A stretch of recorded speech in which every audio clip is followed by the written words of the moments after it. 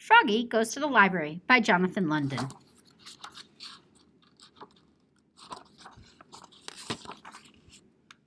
It was Saturday morning, and Froggy stayed in bed to read his favorite book. It was about Super Frog. Froggy, called his mom. What? It's time to get up, dear. We're going to the library. Yippee, cried Froggy, and he hopped out of bed and flopped into the kitchen. Flop, flop, flop. Let's go, said Froggy, and he started flopping out the door. Flop, flop, flop. First, said Mom, you have to get dressed. I know that, said Froggy.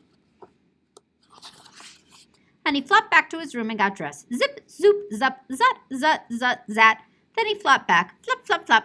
And he said, let's go. I want to get books about Super Frog and T-Rex. But first, eat your breakfast, dear. Yum, said Froggy. Home flies and ketchup. Munch, crunch, munch. Then Froggy raced out the door. Froggy, called Mom. What? Don't forget your book bag, dear, so you can carry home lots of books. I'd better take the wheelbarrow, cried Froggy. I'm getting tons of books. And off to the library they went. Squeak, squeak, squeak. In no time at all, Froggy had a stack of books so high that he couldn't see over the top. So he tripped over Polly. Oops! And he fell smack on his face, vlat, and spilled all his books. And that's when he saw Froggelina. Hi, Froggy. Want some help picking up your books? I can do it myself, shouted Froggy. Please use your indoor voice, dear, said the librarian, Mrs. Otterbottom. First, Froggy read a book about Super Frog. He wasn't very good at reading, but he was very good at looking at the pictures. Zbit, zbit. When he got to the part about Super Frog flying high and fast after the bad guys, he stood on the table and spread his arms like wings. Please sit down, dear, said Mrs. Otterbottom. It's not polite to stand on the table. Oops, said Froggy.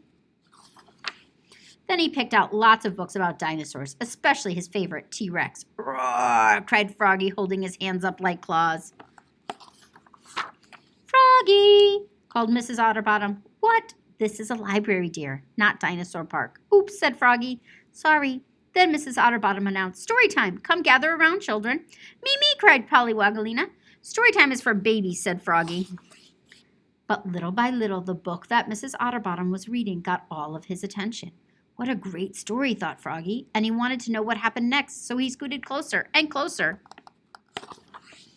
And when she started doing rhymes and songs, he got so excited that he leapfrogged over Froggelina. He leapfrogged over his mother. He leapfrogged over Polly, right smack beside Mrs. Otterbottom, and started singing, wiggle, wiggle, waggle, waggle, giggle, giggle, gecko, giggle. And the kids all laughed like crazy, and Froggy kept singing and dancing.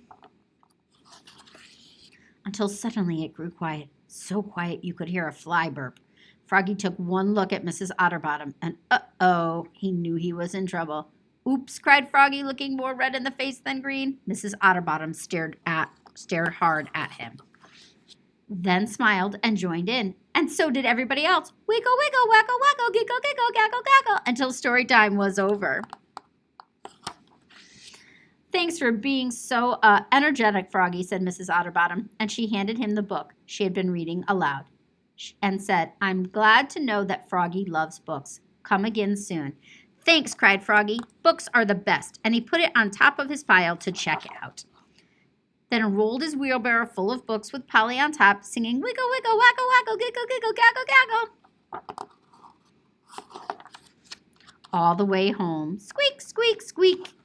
You've been listening to Froggy Goes to the Library by Jonathan London.